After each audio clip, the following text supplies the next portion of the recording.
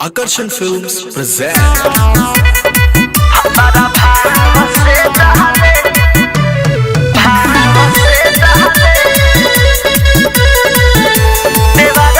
Music by Rajesh Sani.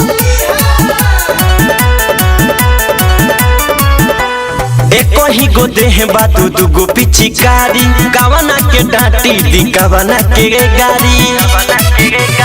एको ही गो देह बा दू गो पिचिकारी कवना के डांटी दी कवना के गाड़ी करे बडियारी बंद कोई के कमारी निहुराव के डाले करे बडियारी बंद कोई के कमारी निहुराव के डाले भातारा भाव से डाले देवरा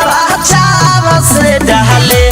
भातारा भाव से डाले देवरा चाव से डाले भातारा भाव से डाले भाव से डाले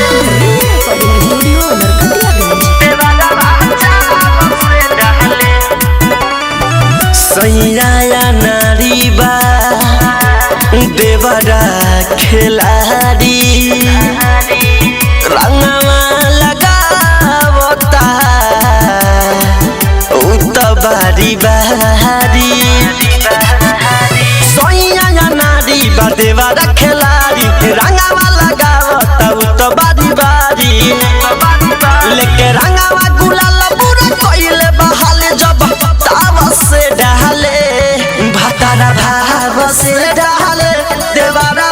चाव से डाले भातारा भाव से डाले देवरा चाव से डाले भातारा भाव से डाले भाव से डाले देवरा चाव से डाले सैयानी दर्दी के तही को ना जोड़बा देवर अनुरागावा तो बहुते कठोर बा सैयानी दर्दी के तही को ना जोड़बा देवर नितसवा तो बहुते कठोर बा राज राम बोली मचावे खला बोली जब काम से आले भातारा भाव से डाले देवरा चाव से डाले भातारा भाव से डाले देवरा चाव से डाले का कहीं रिया रिकॉर्डिंग स्टूडियो नरकटियागंज।